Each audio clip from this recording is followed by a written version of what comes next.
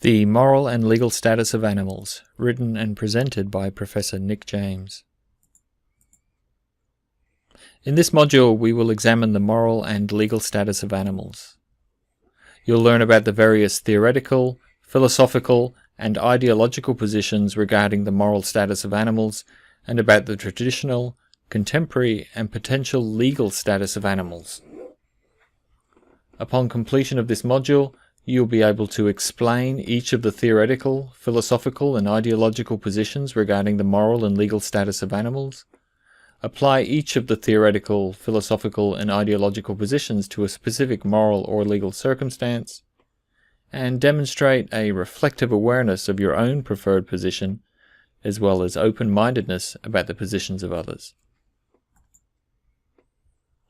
The module will be presented in 4 parts. Part 1, Who has moral status? Part 2, Animal ethics. Part 3, Animals and the law. Part 4, Moral and legal status of non-animals. Part 1, Who has moral status?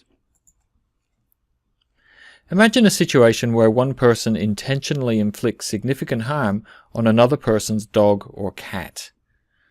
Most people would agree that such an action is morally reprehensible. It's a bad thing to do, it's wrong. But is the action wrong because the companion animal belongs to someone else? Or is it wrong because the animal has rights of its own? This is a question of animal ethics. The field of animal ethics is concerned with the ethical relationship between humans and animals, and is particularly concerned with the question of whether animals have moral status. The term moral status refers to a being's entitlement to our moral consideration, usually expressed in terms of the possession of rights or the inclusion in utilitarian calculations of overall well-being. If an animal has moral status, it means that the animal's well-being should be taken into consideration when we're making decisions about what we should and should not do. And if an animal does not have moral status, it means that we do not need to consider the animal's well-being when we're making decisions about what we should and should not do. We should instead focus only upon our own well-being, or the well-being of other people. Pause the video now and take a moment to consider the following question. In your opinion, what ethical obligations do humans have concerning the natural environment? Do we have an ethical obligation to care for the natural environment? Does failing to care for the natural environment necessarily make us a bad person?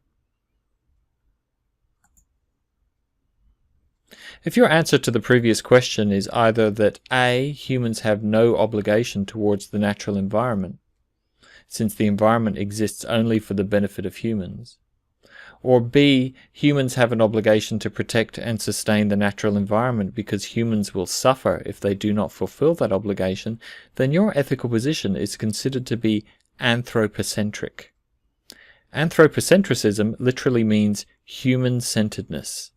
In the context of environmental ethics, anthropocentrism refers to those ethical theories or frameworks that grant moral status only to human beings. According to this view, we owe obligations towards animals and the environment purely for the sake of human well-being and prosperity. In other words, it's only humans and their well-being that count.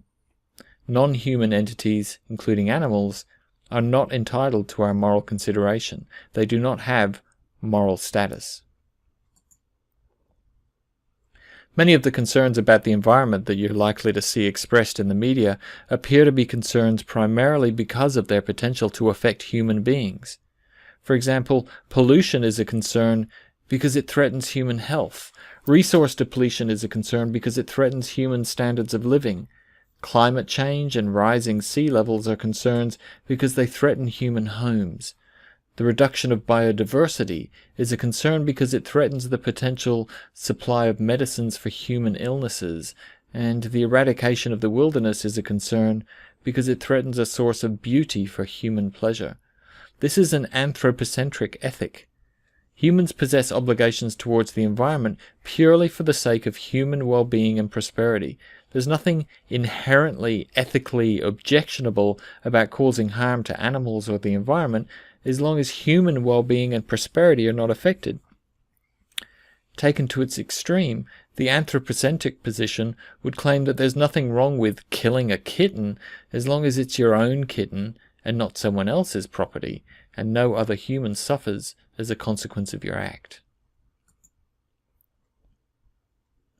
Some anthropocentric environmental ethicists have argued for an extension of moral status not to the non-human natural world, but to human beings who do not yet exist.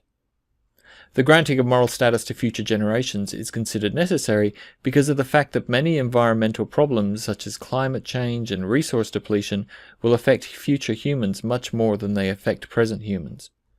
The actions and policies of present humans will have a significant impact on the well-being of future humans. In light of these facts, some philosophers have founded their environmental ethics on obligations to these future generations.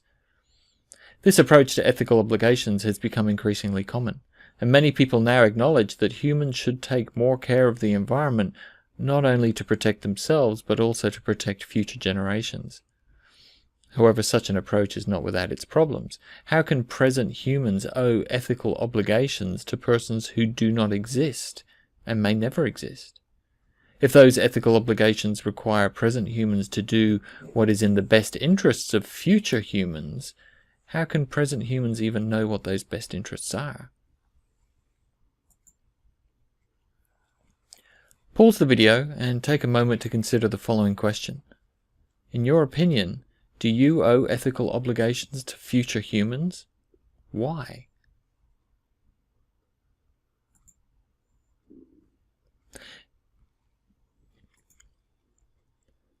Historically, Western philosophy has been dominated by anthropocentrism. Philosophers and ethical theorists have traditionally focused upon the moral status of humans only, and have tended to view animals and other non-human entities as objects rather than subjects. However, in recent years this approach has been strongly criticized by many environmental and animal ethicists. They insist that the field of ethics must be extended beyond humanity, and that moral status should be accorded to the non-human natural world. Some insist that moral status should extend to all sentient animals. Others insist that moral status must be extended to all living organisms. And still others insist that moral status must be extended as far as holistic entities such as species and ecosystems.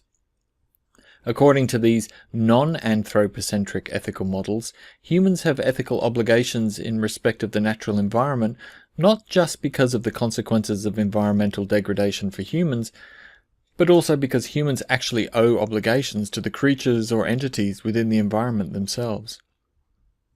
You have an obligation to avoid causing harm to non-human entities, even if no humans would be harmed by your actions.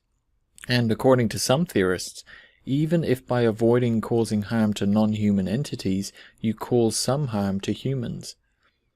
In the next part of this module, we will explore each of these ethical positions.